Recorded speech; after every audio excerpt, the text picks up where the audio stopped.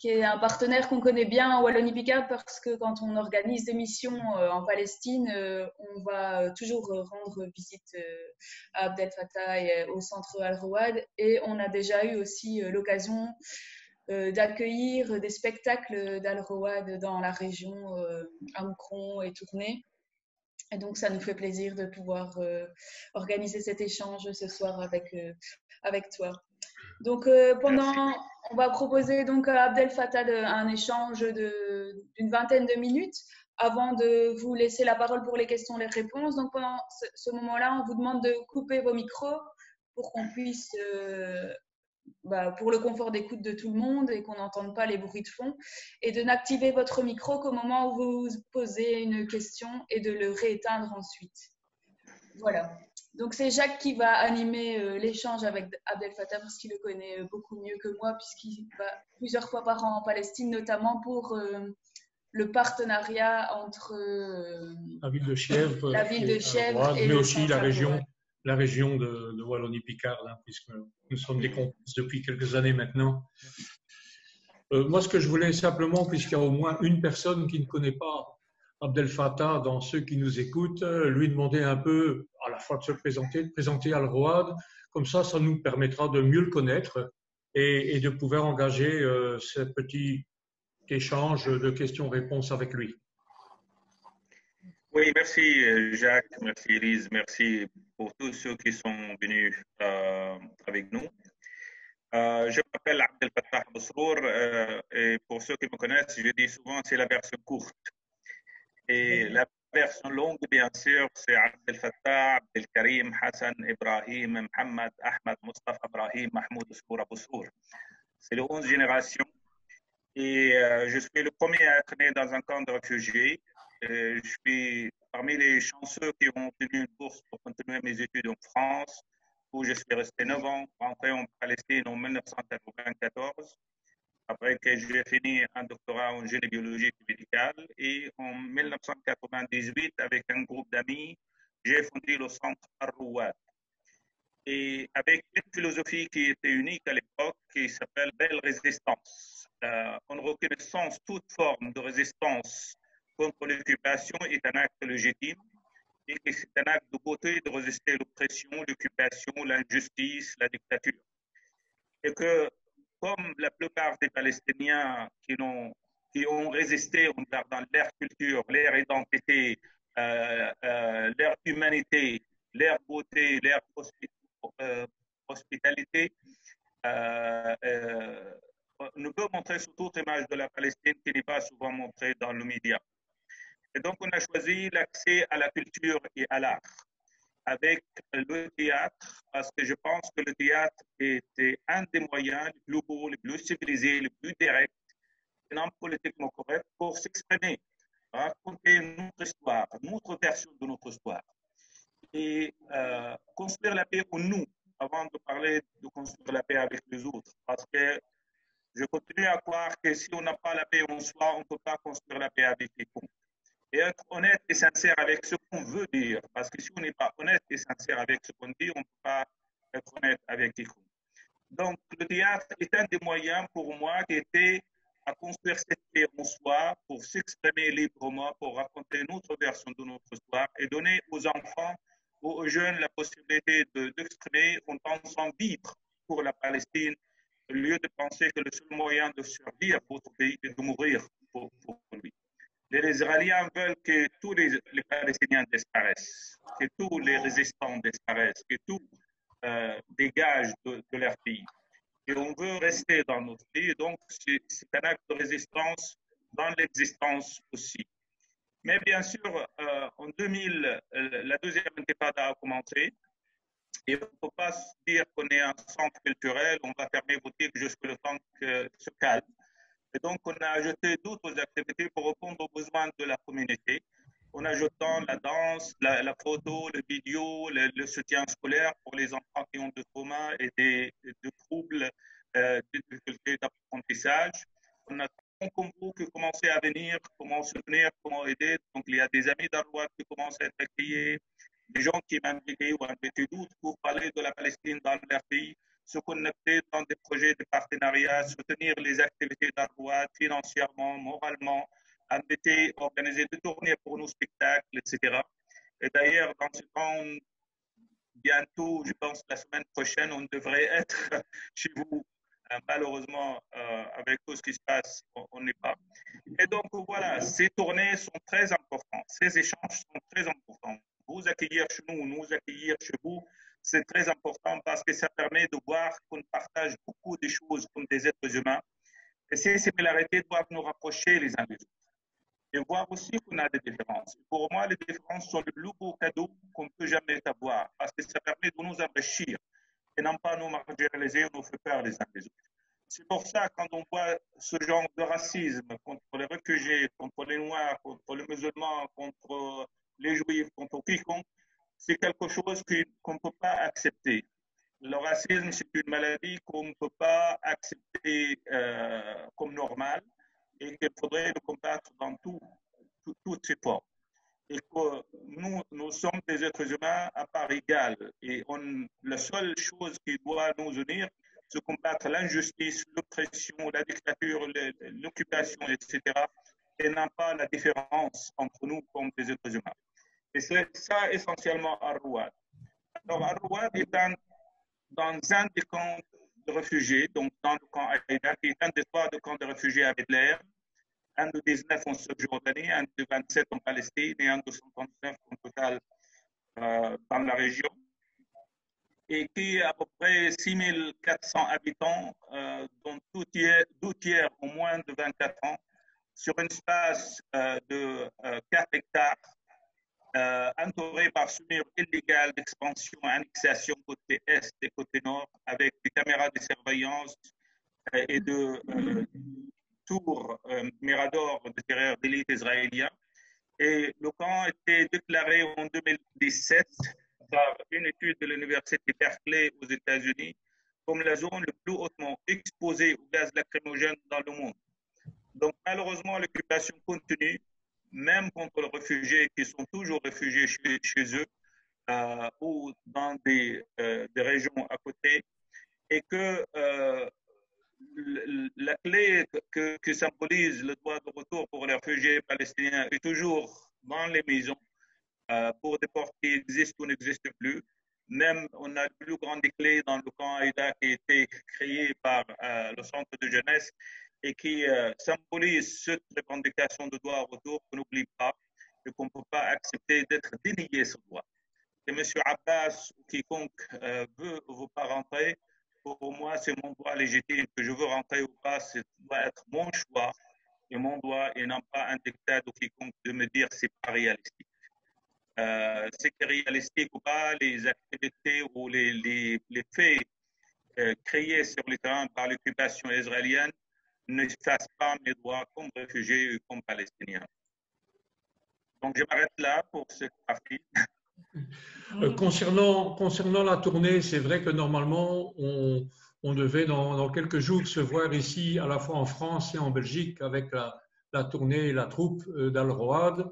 Nous nous sommes déjà convenus, évidemment, avec les amis français, que l'invitation qu'on avait faite en 2020, elle tient évidemment pour 2021 et qu'on serait vraiment très heureux d'accueillir la troupe Al Road du côté de juin 2021. C'est une évidence, en tout cas pour nous. Oui. Peut-être aussi, Abdel Fattah, nous parler un peu de la vie dans le camp. Il y a une action qui est menée par Al Road par rapport à la population en difficulté du camp de Haïda. Et donc, je pense que c'est peut-être important que tu puisses en dire un mot. Oui, en fait, le camp Haïda, donc, la majorité, c'est des jeunes, 2 tiers au moins de 24 ans. Il y a plus de 50% de chômage dans le camp Haïda. Et avec le Covid-19, donc avec la déclaration de premier cas d'infection en Palestine, c'était à Bethléem, à Bédjala en fait, donc c'est juste à côté du camp Haïda. Et que les premières urgences et le confinement a commencé dans la région de Bethléem depuis le 6 mars 2020. Et même avec toutes ces revendications qu'il faudrait se confiner à la maison, etc. Mais on ne pouvait pas rester neutre devant la crise. D'un côté, parce que le nombre de personnes qui travaillent au jour le jour pour gagner leur pain quotidien est la majorité des gens. Et la deuxième chose, qu'avec la fermeture des choses et que les gens ne peuvent pas accéder, même banque, même parfois au marché, etc.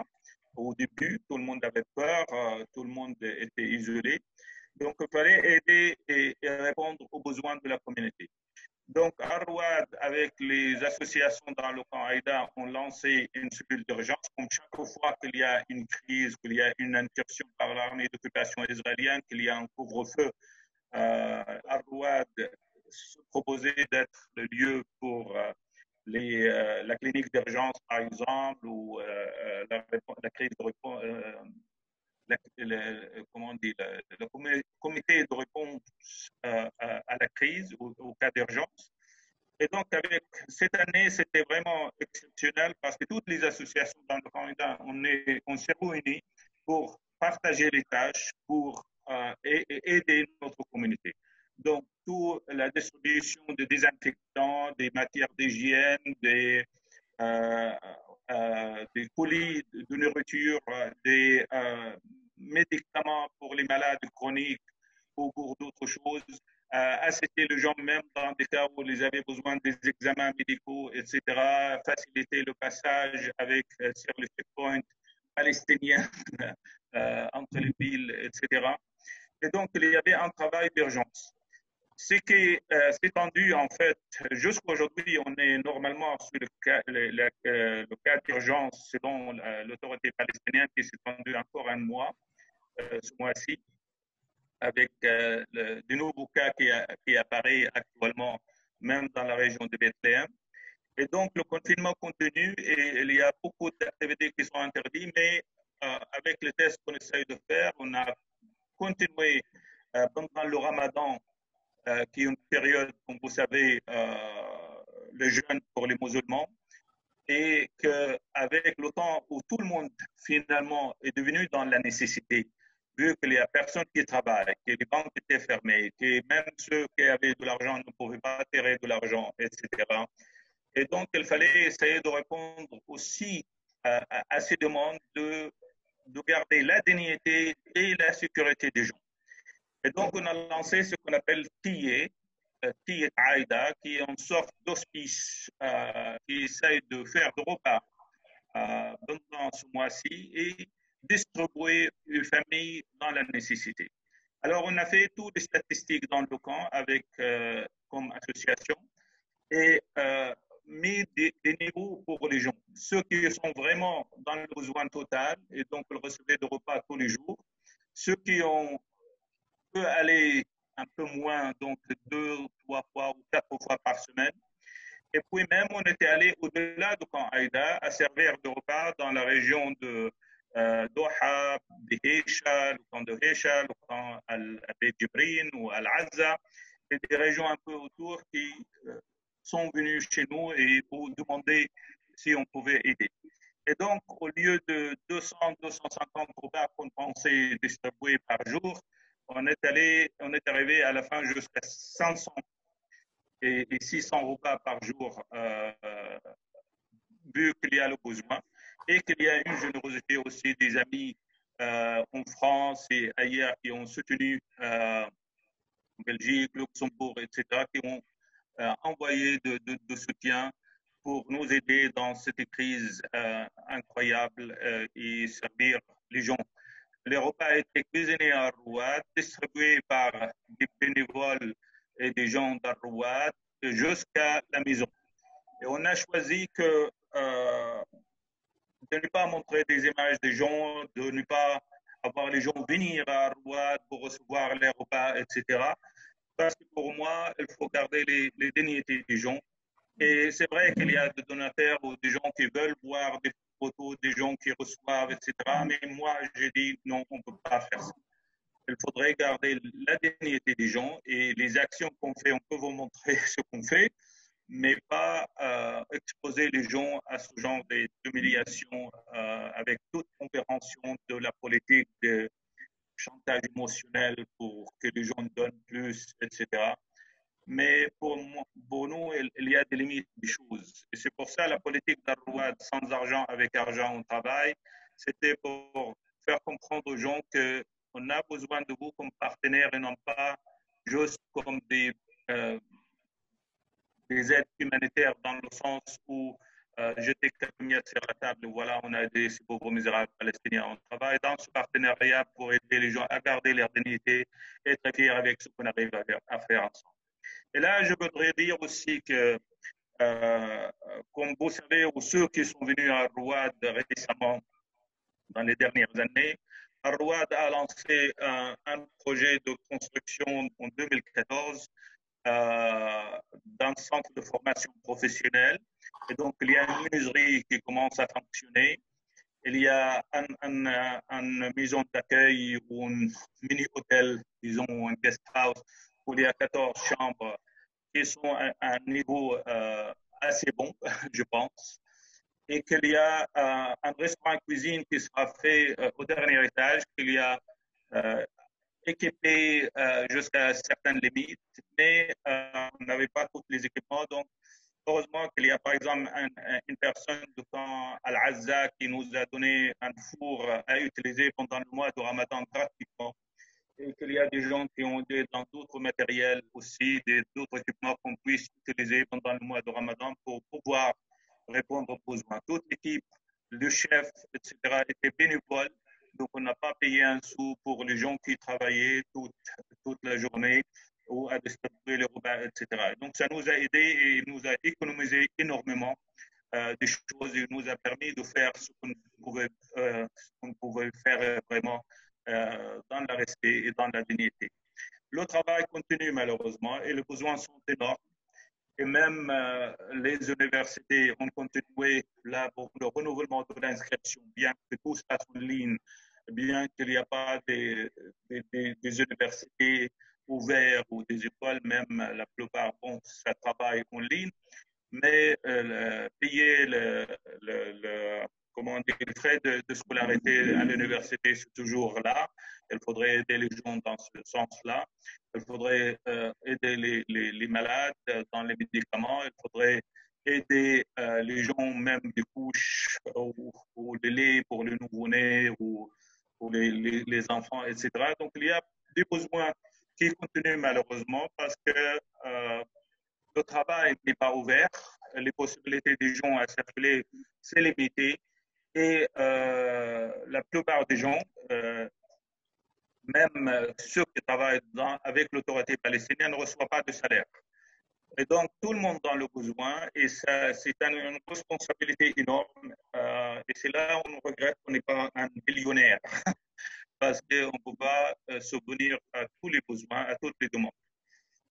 Mon espoir est que dans les 10 ans à venir, j'espère qu'il n'y aura pas un nécessiteux dans le candidat, qu'il n'y aura pas un orphelin qui n'est pas pris en charge, qu'il n'y a pas un étudiant qui ne peut pas continuer ses études et qu'on puisse subvenir à tous ces besoins pour aider les gens à garder leur dignité, à continuer à vivre dans la dignité.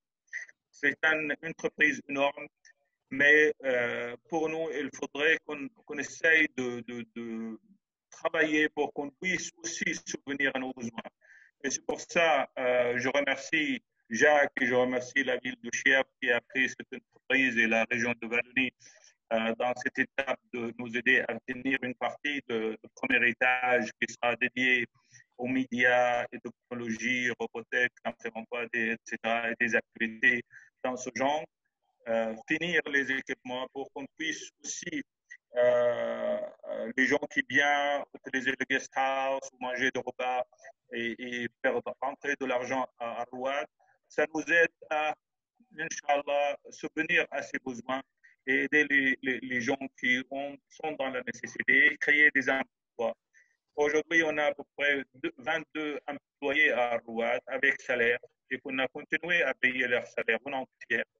On a peut-être juste un mois d'août assez d'argent pour payer les salaires, après on verra. Mais l'essentiel des choses qu'on a vu un esprit très particulier dans cette crise, une solidarité incroyable et une humanité sans pareil, etc. Et je pense qu'on n'est pas loin de ce qui se passe dans le monde aussi avec ce racisme et Black Lives Matter, etc. On s'est connectés à toutes ces injustices dans le monde, on s'identifie avec. Et comme on ne peut pas accepter l'injustice pour nous-mêmes, on ne peut pas l'accepter pour quiconque. Et donc, c'est pour ça qu'on est noir quand les noirs sont attaqués, on est musulman quand les musulmans sont attaqués, on est chrétien quand les chrétiens sont attaqués, on est juif quand les juifs sont attaqués, parce qu'elles sont de cette religion ou de cette colère. On ne peut pas accepter cette injustice pour quiconque et par quiconque. Et donc, notre humanité est intègre et il faudrait la garder. Et on a vu des gens, des Palestiniens qui ont peint certaines images en mettant, par exemple, Iyad el-Hallaq, qui était tué, l'autiste palestinien qui était tué par l'armée d'occupation israélienne, à côté des images de George Floyd ou autres, etc., sur le mur d'annexation et autour de Camp Haïda, etc. Et donc, voilà un peu les activités d'Al-Rouad. Malgré tout ce qui se passe, en fait, avec le confinement, on a lancé des colonies de vacances pour les enfants et donc on a fait un summer camp pendant 10 jours pour les enfants de 7 à 10 ans. Et après, là, on a commencé le 12e pour les 11 à 13 ans. Et dans 10 jours aussi, on va commencer pour 14 à 17 ans. Parce que quand même, bien sûr, en testant la température, les proportions, etc., parce que les enfants, quand même, ça commence à stresser énormément. Et même les familles, il fallait donner un échappatoire un peu pour les enfants. Il n'y a pas de cas infectés dans le camp Haïda. Jusqu'à aujourd'hui, il y avait des cas qui étaient suspectés, qui étaient confinés plusieurs fois. Mais jusqu'à aujourd'hui, alhamdoulilah, tout va bien. Les réponses étaient immédiates quand il y avait des suspicions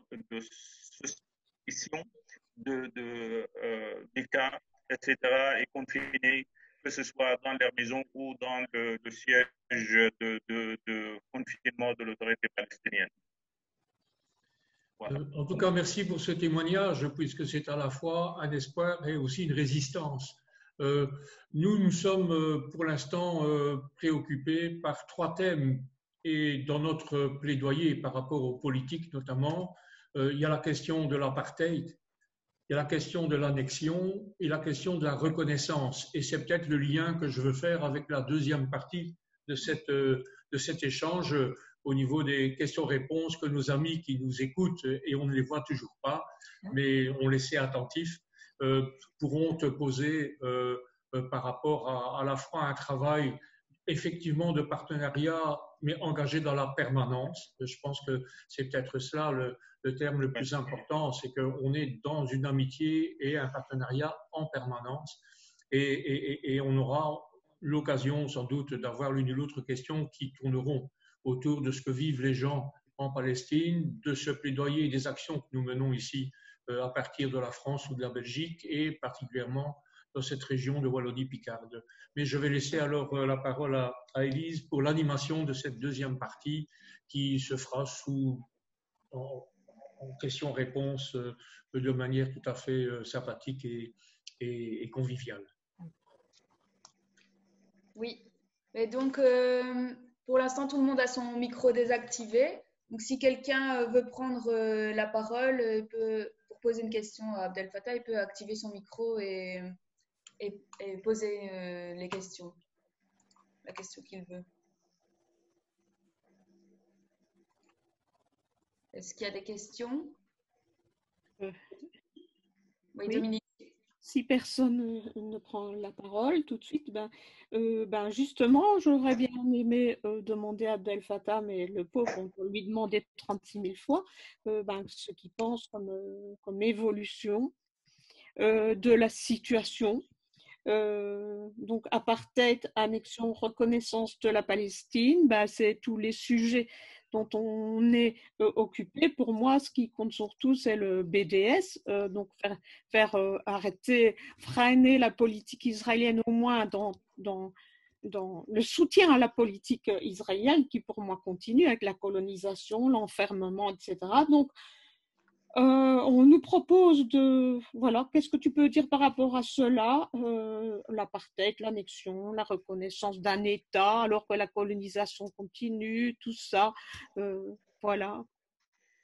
Oui, je pense d'un côté, avec l'incapacité des pays d'agir contre Israël et le feu vert de M. Trump qui a vraiment bafoué tous les lois et les droits internationaux, M. Netanyahu se trouvait avec l'accès libre de faire ce qu'il veut, sans rendre compte ou sans donner de l'importance sur ce que l'Europe pense ou ce que les pays arabes pensent. En fait, il y a même certains pays arabes qui actuellement soutiennent férocement Israël plus que l'Europe dans un sens. Et donc, pour nous, comme Palestiniens, la Palestine, c'est la Palestine. Les occupations viennent et s'en vont et les gens restent. Et les gens restent avec cette mixité et diversité que nous célébrons comme Palestiniens, qu'on soit musulmans ou chrétiens ou juifs ou quiconque. Les Palestiniens, c'est des Palestiniens, peu importe leur couleur et leur religion. Et qu'on ne peut pas accepter le racisme, dire que c'est un pays pour les juifs seulement ou pour les chrétiens seulement ou pour les musulmans seulement. C'est une notion raciste qui ne colle pas à la culture, à l'histoire de la Palestine. De l'autre côté, l'occupation peut faire ce qu'elle veut, mais personne ne peut nous forcer de l'accepter parce que ce n'est pas acceptable, ce n'est pas logique, ce n'est pas juste, ce n'est pas humain. Et la force des choses que les Israéliens continuent à utiliser, à forcer les Palestiniens à accepter les faits créés sur le terrain, ne peut pas changer les choses, que le droit, c'est le droit, et on ne peut pas l'effacer tout simplement en appliquant une politique de racisme, d'apartheid, d'exclusion, etc. C'est une culture d'inclusion, pas d'exclusion. Et les Israéliens veulent que ce soit une culture d'exclusion et pas une inclusion. Et encore une fois, toute exclusion est raciste pour moi. La deuxième chose pour le BDS, je pense que c'est des héros qui vont résister le courant actuel et toutes ces accusations d'être antisémites ou anti-juifs ou anti-israéliens, vu qu'on demande de boycotter un système d'apartheid. L'apartheid, c'est l'apartheid et donc on ne peut pas l'accepter ou le légitimiser pour quiconque. Et Israël n'est pas le monopole de la démocratie ou de la liberté ou même du sémitisme. Moi, je suis sémite, je suis arabe, palestinien, musulman, et tous les arabes ici dans cette région, qu'ils soient musulmans ou chrétiens ou juifs, sont des sémites. Mais un juif ou un musulman ou un chrétien européen ou américain ou sud-américain, etc., n'ont rien à voir avec le sémitisme.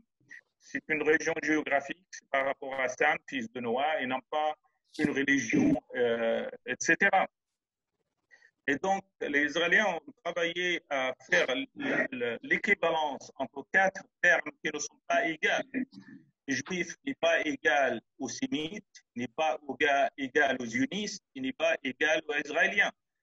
Il y a des juifs qui ne sont pas israéliens, il y a des israéliens qui ne sont pas juifs, il y a des juifs qui ne sont pas sionistes, il y a des sionistes qui ne sont pas juifs, et il y a des sémites qui sont juifs, il y a des sémites qui ne sont pas juifs.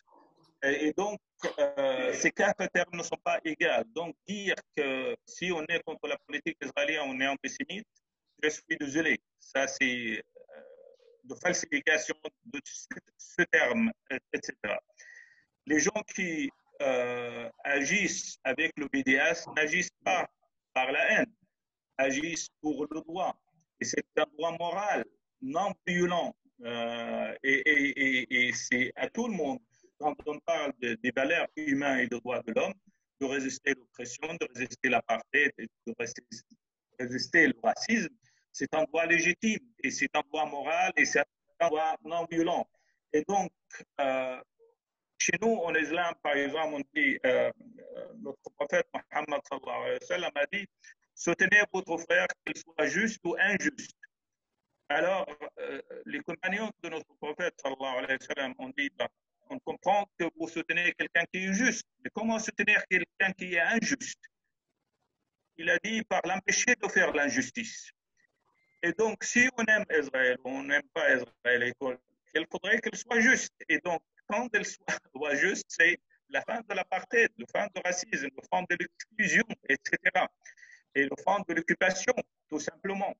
Parce qu'on ne peut pas se vanter de droits de l'homme et de la liberté, etc., quand on bafoue et viole ces droits de l'homme pour quiconque, etc. Donc, tout mon respect pour les gens qui continuent le BDS, qui est un droit moral, et que ce soit aussi faire pression à leur gouvernement de punir cet état d'occupation, cet état qui pratique l'apartheid. Parce qu'il ne suffit pas de dire ah, on reconnaît le droit des Palestiniens, on reconnaît le droit d'Israël à continuer à faire ce qu'elle fait. Il faudrait qu'il y ait des mesures de punition contre l'État qui pratique l'apartheid, qui viole le droit de l'homme, etc. Il faudrait qu'il y ait une réciprocité dans la démarche et non pas quelqu'un qui vient de Belgique parce qu'il est solidaire avec la Palestine soit empêché à l'aéroport ou même fouillé à l'aéroport en Belgique. Qu'elle soit acceptée ou pas par un gouvernement étranger qui l'interdit de passer au prendre l'avion, etc. Il y a beaucoup de choses qui se passent qui violent le droit de l'homme, même chez vous, dans vos pays, dictés par cet état d'occupation. Et donc, le combat continue pour que même ceux qui aiment Israël, il faudrait qu'elle essaye de la guérir de cette maladie et non pas l'encourager à s'enfoncer dans cette maladie. Merci beaucoup, Abdel Fattah. Est-ce que je peux poser une question? Oui, vas-y Claude. Mais avant la question, Abdel Fattah, tu as dû voir que la Cour européenne des droits de l'homme vient de débouter la France sur la question de BDS, qui est une très grande victoire en fait, hein, puisque vous vous rappelez les 12 de Mulhouse qui étaient traités justement d'antisémitisme et qui ont subi des choses terribles hein, pendant quelques années. Et on vient donc, enfin, le mouvement de solidarité vient donc de gagner, de même en Grande-Bretagne, ils viennent de gagner aussi sur le désinvestissement. Donc, on sent qu'il y a un petit glissement positif, on va dire, et il faut absolument qu'on continue, comme tu viens de le dire. Mais bon, tu viens de nous faire une superbe déclaration sur la capacité de résistance des Palestiniens et que quoi qu'il se passe sur le terrain, nous dis-tu, vous resterez, rien ne changera. Pardonne-moi, j'ai des doutes. Quand tu as une armée d'occupation qui brûle les champs, qui tue les gens, qui vide les villages, qui détruit les maisons, il est indiscutable que sur le terrain, quand même, la situation devient extrêmement compliquée. Et ce que l'on lit beaucoup dans le moment, c'est à propos du plan d'annexion Netanyahou-Trump, que, y compris l'armée israélienne, a des inquiétudes parce qu'il pense que ça serait tellement violent si l'annexion était complète qu'il y aurait une nouvelle intifada. Et c'est ça ma question. Quel est l'état d'esprit des Palestiniens et notamment des réfugiés parce qu'ils sont visés directement par ce plan pourri par rapport au 1er juillet, hein, puisque c'est là que ça devrait commencer. Alors je sais que le 1er juillet est déclaré jour de colère. En France, comme j'imagine en Belgique, on a des tas de choses prévues au niveau du 1er juillet. Mais sur place, que disent les Palestiniens et les Palestiniennes? Oui, Claude, je sais que les faits sur le terrain continuent. Je sais que l'occupation continue sur la politique et qu'on soit dans la rue ou on soit dans la maison, c'est une forme de résistance d'exister en Palestine. Qu'on manifeste notre colère ou notre angoisse, notre peur, etc. de ce qui se passe. Les Israéliens, et peut-être avec l'aide aussi internationale, ont aidé beaucoup à décréditer l'autorité palestinienne dans tous les moyens. Et malheureusement, l'autorité a aidé dans un sens à décréditer et donc les gens ne sont pas sur un bouton qu'on appuie et qu'on va dans la rue. Il y a beaucoup de méfiance par rapport à la politique, disons. Si c'est vraiment la résistance, demander d'être dans la rue ou juste pour calmer l'esprit ou dire qu'on fait quelque chose et donc voilà, tout va se calmer.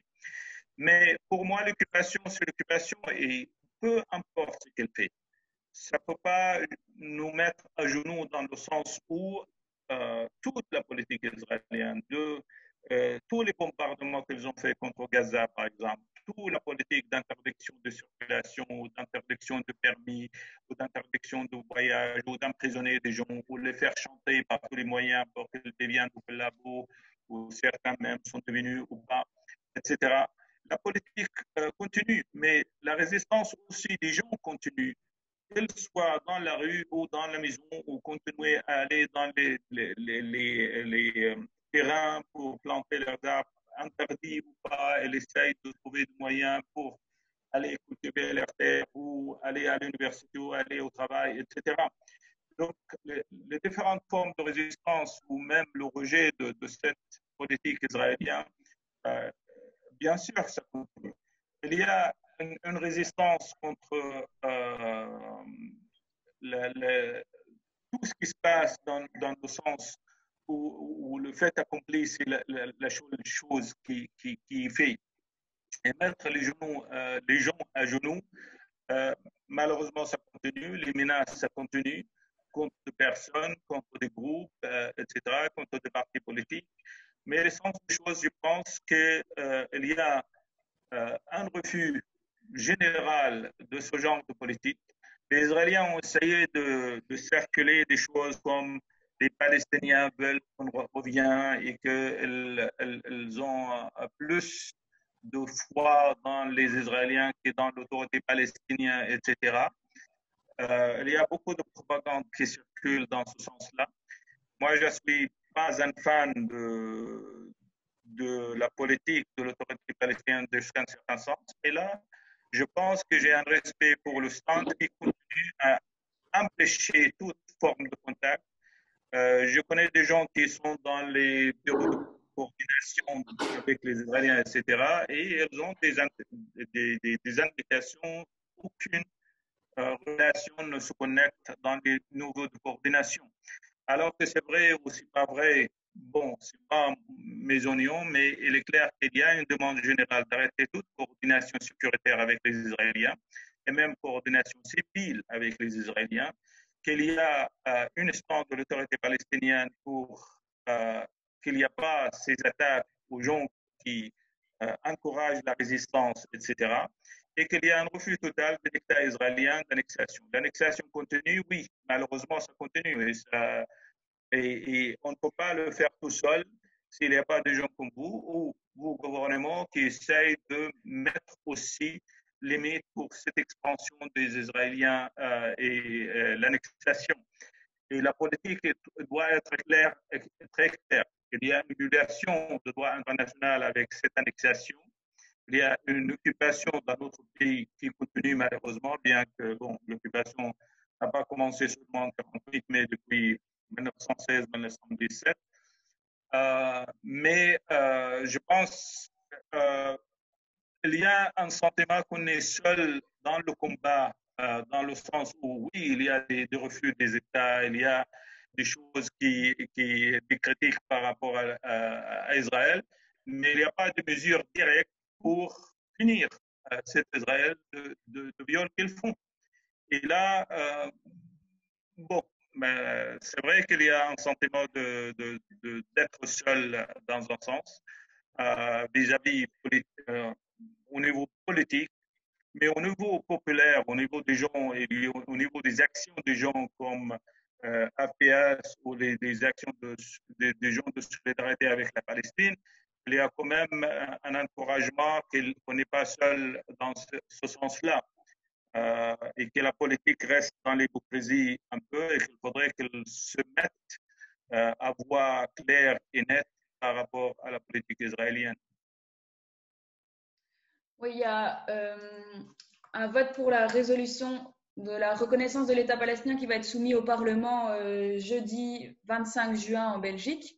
Mais ce vote n'est pas acquis. Et donc, je vais vous mettre un lien dans la conversation pour que vous envoyiez un courrier aux députés qui ne seraient pas encore acquis au vote de cette résolution pour mettre une pression pour s'assurer que le Parlement adopte cette résolution.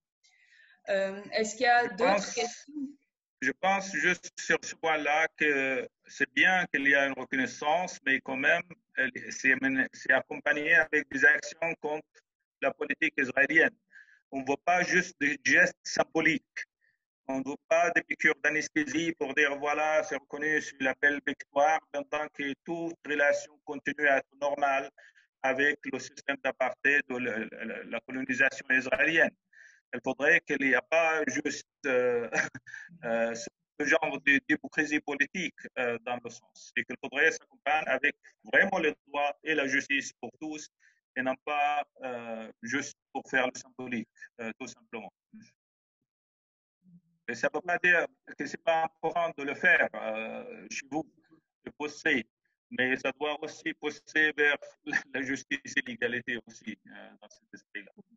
Oui, tout à fait. C'est un premier pas et on espère que le Parlement ira beaucoup plus loin que ça. Mais pour l'instant, c'est là où on en est en Belgique, malheureusement. Est-ce qu'il y a d'autres questions? Est-ce que Dominique n'avait pas un moment ouvert son micro? Oui, en fait, c'est ça, avec ces résolutions comme ça, en fait, ça revient tout le temps, parce que théoriquement, Oslo, c'était déjà un peu ce qui faisait miroiter que le territoire occupé allait devenir un État palestinien. Enfin bon, mais on voit bien que tant qu'il n'y a pas de sanctions, tant qu'on laisse faire Israël, Israël peut très bien se satisfaire de dire des États palestiniens sur des petits morceaux de territoire, donc, et puis laisser tomber après le droit au retour. Donc en fait, il faudrait quand même, quand on dit soutenir un État palestinien, que ce soit très très clair sur ce que ça veut dire, parce qu'on peut toujours faire ça, c'est le mirage d'Oslo. Qui revient tout le temps, pendant que tout continue. Donc voilà, donc c'est ça le drame, c'est que on veut bien dire, on voudrait. D'abord, c'est pas moi, j'estime à moi de dire que je voudrais un État palestinien. C'est pas à moi de dire ça. Donc il y a quelque chose qui est un peu embêtant. Parce que quelque part, avec ma conscience, je me dis, ben, je voudrais bien faire quelque chose, mais j'estime que moi, ce que je pense, c'est surtout soutenir les droits, tous les droits du peuple palestinien qui est important. Et pas, donc, comme Abdel Fattah disait, c'est les Palestiniens qui doivent être soutenus, pas soutenus dans le sens de uniquement d'une aide où il y a un donateur et mais être soutenu pour tous leurs droits. Donc, c'est là qu'on devrait être, nous, plus résistants, plus courageux, plutôt que de s'inquiéter de la résistance palestinienne. Enfin, c'est mon point de vue, mais bon. Je crois que 35 32 97, je ne sais pas qui c'est, a activé son micro et que certainement cette personne voudrait poser une question. Oui, en fait, je ne sais pas comment je vais traduire mon nom, c'est Cathy Maillère, donc de la plateforme Palestine Ouattara Boisfort. Et en fait, bon, j'ai beaucoup apprécié on m'entend bien? Oui. J'ai beaucoup apprécié la réponse de Abdel Fattah par rapport à la réaction par rapport aux prétentions de Netanyahou d'annexer la Cisjordanie. Je voudrais savoir si cette réaction est partagée par l'ensemble de la population palestinienne, bien si l'on sent des de grognes qui peuvent déborder et arriver à des actions plus violentes. Voilà, je ne sais pas si Abdel Fattah peut répondre à cette question. Oui, je pense que d'un côté, j'ai toujours peur de termes violents quand ça concerne la résistance, etc., parce que je ne peux pas qualifier la résistance comme violence. Mais l'essence des choses est que, oui, ça peut être une résistance plus forte et même jusqu'à armée dans certains contextes, et qu'il y a des gens qui vont probablement dans ce sens-là, et que la plupart vont aller dans le sens non armé, etc. Mais il y a beaucoup à réfléchir dans ce sens, etc. Tous les moyens sont ouverts pour le moment. Il n'y a pas, je dirais, je ne sais pas, heureusement ou malheureusement, une politique générale. Il n'y a pas une stratégie totale, même par rapport à l'autorité palestinienne, qui est normalement le représentant, entre guillemets, de tout le peuple palestinien qui vit en Cisjordanie et Gaza. Mais je pense qu'il y a une compréhension totale du peuple palestinien vis-à-vis que si on laisse ça aussi, ce qui va venir va être pire. Il y a une absence de stratégie totale, mais il y a une coordination entre les petits mouvements dans les différentes régions pour coordonner des activités. Il y a dans la communauté de réfugiés de coordination aussi au niveau des camps de réfugiés, au niveau des communautés populaires dans les camps de réfugiés pour activités collectives, etc. Il y a certains groupes politiques, même à l'intérieur de Fatah ou Hamas ou Front populaire ou démocratique, etc., à faire aussi des réponses. Mais malheureusement, il y a une absence, comme j'ai dit, de stratégie totale proposée aussi par l'autorité palestinienne. Vu qu'il y a cette décréditation, je ne sais pas comment on dit, que les Israéliens ou même la communauté internationale et l'autorité palestinienne aussi a cédé à se décréditer elle-même par rapport à tout ce qui se passe dans le passé, la coordination sécuritaire avec les Israéliens et l'attente que les choses se passent et non pas agir pour faire quelque chose qui donne plus de crédibilité à la position de l'autorité palestinienne. Mais au niveau des gens, au niveau des communautés populaires, au niveau de certains groupes politiques palestiniens dans les différentes régions, il y a quand même un autre combat et une autre stratégie par rapport à ça, et qu'il y a une coordination, je dirais probablement à 60-70% entre les différents groupes pour des actions collectives. Merci. Merci. Je vois que le micro de Ben est activé. Est-ce que c'est parce que tu veux poser une question ou nous ramener les images?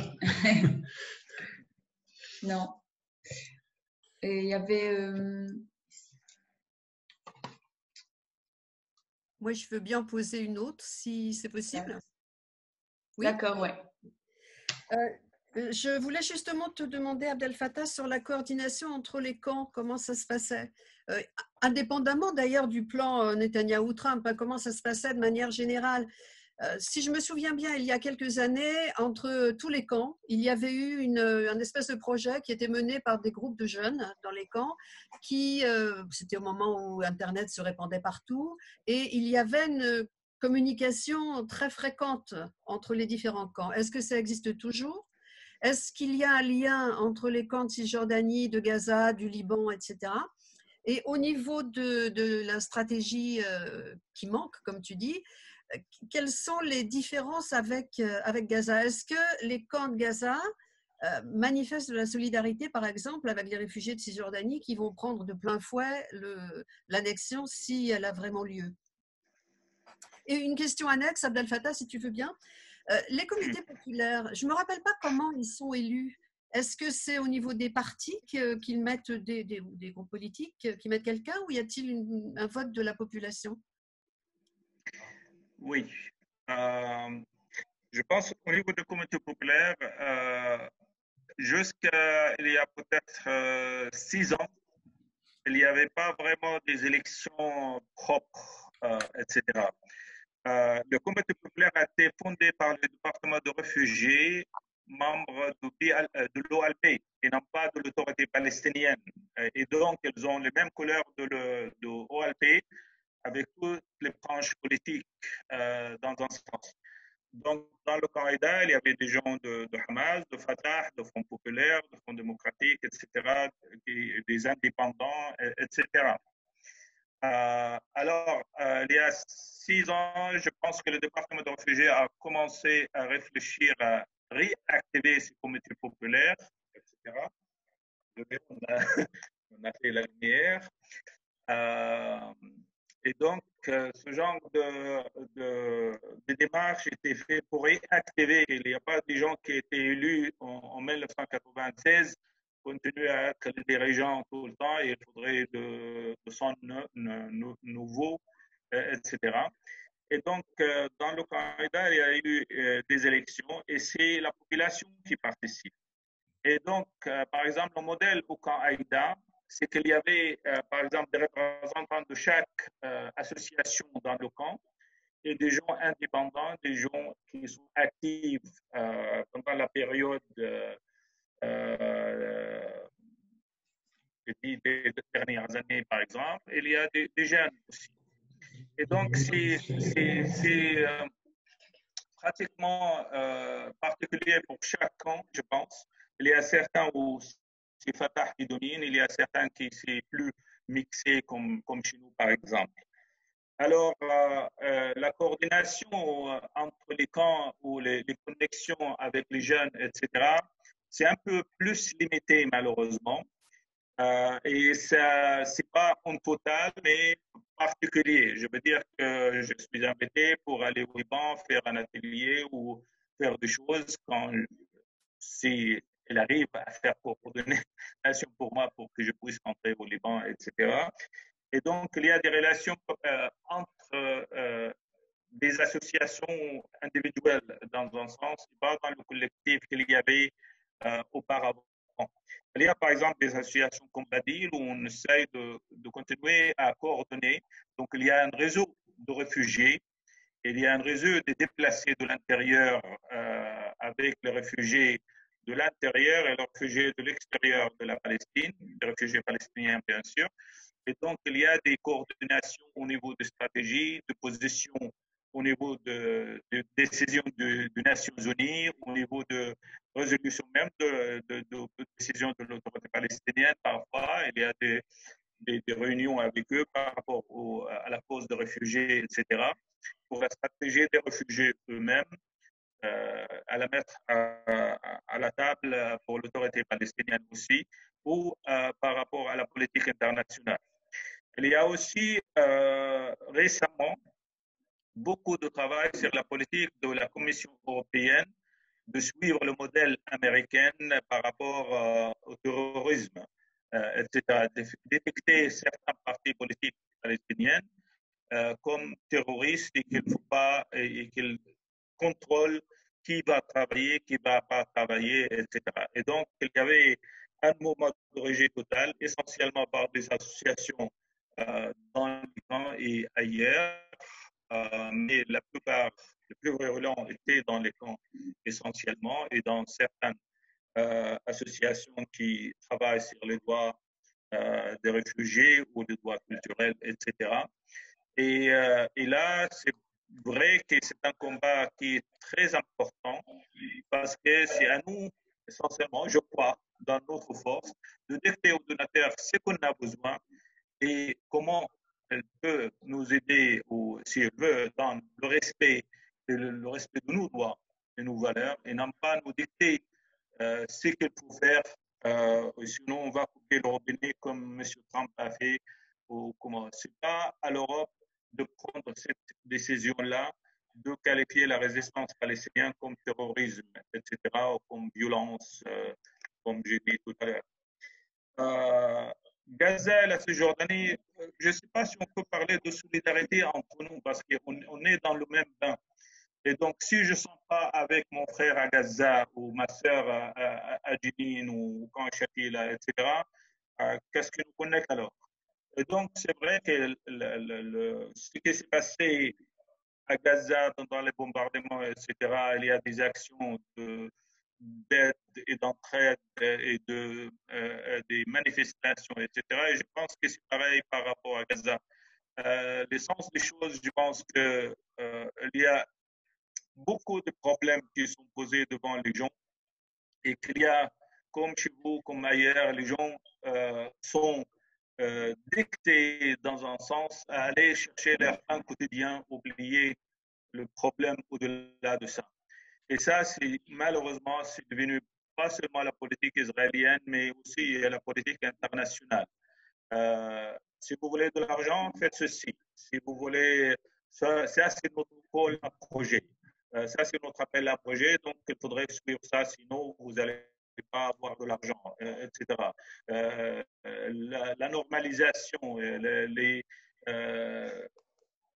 ces actes de regrouper les Palestiniens, Israéliens, etc., comme si le problème entre des individus et non pas dans la politique générale de l'occupation israélienne, etc.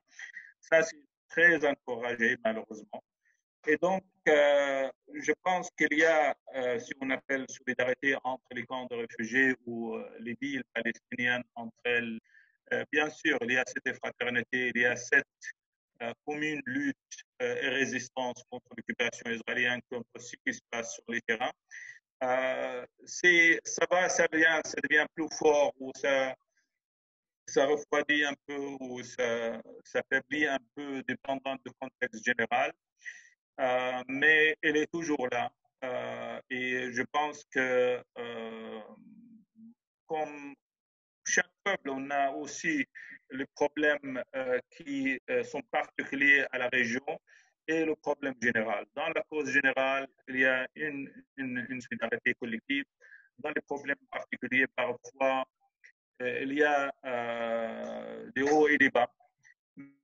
Mais ce que je peux dire pendant cette crise ou cette situation qu'on continue avec le coronavirus COVID-19, qu'on a vu une solidarité très active entre les gens. Il y avait, quand on a été touché, il y avait des camions de nourriture, de légumes, des fruits qui sont arrivés de Génine, de Naplouse, de Hébron, etc., des matières de désinfectants, etc. Quand on a contacté les compagnies des médicaments, il y avait des envois de certains médicaments dont on avait besoin, etc., pour distribuer gratuitement aux gens et des matières désinfectantes, etc. Donc, il y a cette fraternité qui continue, heureusement, avec l'absence de raisons politiques ou de raisons quand la situation va finir, etc. Mais, encore une fois, on est un peuple comme tous les peuples, avec nos bons et nos mauvais. Donc, on n'est pas tous des anges, on n'est pas tous des diables. Je pense qu'il y a des gens qui regardent par rapport à leurs propres intérêts, tout simplement, comme les businessmen ou autres. Et il y a des gens qui regardent l'aspect global et total pour le peuple palestinien. Et je pense que la majorité reste quand même dans ce niveau-là de voir le global et non pas juste l'intérêt personnel des choses. Ok, merci. Je vois qu'on va encore prendre une dernière question. Je vois qu'il y a 7ZDHGK qui a levé la main. Donc, est-ce que il y a une question de votre part? Si oui, vous pouvez activer votre micro.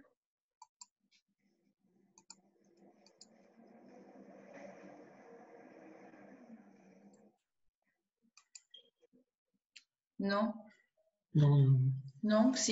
Sinon, quelqu'un d'autre alors? Oui. Si je peux, je ne sais pas. Oui. En fait, Oui, Cathy. J'aurais voulu demander si vous avez des contacts avec les Palestiniens qui vivent en Israël, si ces contacts sont possibles et s'ils se font y a-t-il une solidarité entre vous et eux? Oui, bien sûr. En fait, un Palestinien, c'est un Palestinien, peu importe sa nationalité et où il vit. Et je pense qu'il y avait pas mal de coordination. Et je parlais de déplacer de l'intérieur aussi. Ça veut dire les Palestiniens qui ont la nationalité israélienne, qui pendant la guerre de 1948 ont dû fuir ou été déplacés de là où ils vivaient, mais ils sont restés dans cette Palestine occupée en 1948 et qu'ils étaient dans un sens obligés de prendre la nationalité israélienne, mais qu'ils n'étaient pas permis de retourner dans leur maison d'origine parce que les Israéliens ne voulaient pas donner de précédent pour retourner les Palestiniens chez eux. Et donc, c'est pas c'est différent des réfugiés dans la dénomination, ça s'appelle les déplacés de l'intérieur parce qu'ils sont restés dans l'intérieur de Palestine 48, même avec nationalité israélienne, mais ils ne sont pas traités comme tous les Israéliens avec les mêmes droits, etc. Il y a des coordinations dans cette comité de réfugiés et des déplacés de l'intérieur, de l'extérieur. Il y a des activités qui se font, des projets qui se font. Par exemple, nous avons mené un projet il y a 6 ans peut-être, un projet européen avec Moussawa, qui est une association à Haïfa et qui a travaillé sur les droits culturels, par exemple. C'est ce combat des Palestiniens de l'intérieur vis-à-vis du gouvernement israélien pour exprimer leur identité culturelle comme Palestiniens. Et chez nous aussi, comme dans la Cisjordanie, comment aussi on fait pression à l'autorité palestinienne pour améliorer le budget pour la culture. Parce que malheureusement, le ministère de la Culture a le moindre budget, 3 par 1000 du budget national, etc. C'est ridicule. Et le combat culturel aussi, c'est le combat de l'identité. Les Israéliens sont en train de nous voler notre nourriture, nos repas, nos coutumes, nos danses, notre folklore, et le présenter comme israélien. Et donc, ce n'est pas seulement le combat avec les armes, etc. C'est que pour retrouver les racines dans cette région, il faudrait que je présente le nôtre. Parce que si un juif vient de la Russie, un juif vient de l'Amérique et un juif vient de la France, qu'est-ce qu'il les relie culturellement et humainement avec cette terre qui est la Palestine, etc. Et donc oui, il y a un combat aussi pour eux qu'ils gardent leur identité culturelle comme Palestiniens, Arabes palestiniens. Et bien sûr, on se reconnaît comme Palestiniens à part égale et qu'on respecte. Ils sont dans une situation encore plus dure que nous, dans le sens où c'est eux qui sont là obligés de se présenter comme Israéliens, pendant qu'elles ne sont pas traitées comme égales avec les Juifs israéliens, par exemple. Merci beaucoup, Abdel Fattah, pour tout ce que tu as partagé avec nous ce soir. Et merci aussi à tous les participants pour leurs questions et d'avoir participé à ce webinaire. On aurait bien aimé vous voir, mais voilà, on n'a pas réussi à résoudre ce problème. On a vu Abdel Fattah. On a vu Abdel Fattah, voilà. On a vu la Palestine, en tout cas. Merci à vous tous pour cette belle assemblée avec tout le monde. J'étais ravi de voir les noms de quelques personnes familières et merci et j'espère qu'on va se voir bientôt. Oui, ben nous aussi, on espère. Avec l'espoir que ce sera la Palestine libre, malgré tout. On espère qu'on pourra accueillir la tournée d'Al-Road en 2021, vu qu'on n'a pas pu. Oui, avec plaisir. Le mois de juin.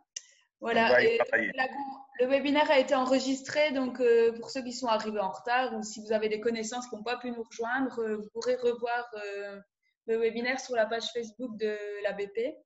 Et on voulait aussi terminer en disant qu'on va relayer au niveau de l'ABP Wallonie-Picard l'appel aux dons qui a été lancé pour et par le centre Al-Road pour la préparation des repas au niveau du camp de réfugiés. Donc, je vous mets le numéro de compte sur lequel on récolte les dons au niveau de l'ABP Wallonie-Picard. Donc, c'est au niveau de la Maison internationale de Tournai qui bénéficie de la déduction fiscale à partir de 40 € de dons. Donc, voilà, si vous voulez soutenir le centre Al-Road, mais on vous invite à faire un petit ou un gros don. Et on espère pouvoir vous soutenir aussi lors de votre tournée en 2021.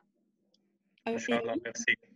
Élise, je ne vois pas le lien. Je ne vois pas le numéro de compte. Je l'ai mis dans la conversation. D'accord, merci. Je viens de le poster dans la conversation. Voilà, Jacques, je ne sais pas si tu veux rajouter quelque chose. Non, dire à bientôt à Abdel Fattah, dès qu'on a la possibilité de ne pas devoir passer 15 jours en Israël en quarantaine pour venir lui dire bonjour. Dès que ça est levé, on aura l'occasion de se voir, évidemment. Inch'Allah. Merci. Merci. À bientôt. Merci à vous tous. Merci à vous. Merci tout le monde. Bonne Au soirée. revoir, merci. Bonne soirée à Bonne tous. soirée à Bonne tous. soirée. Bonne soirée.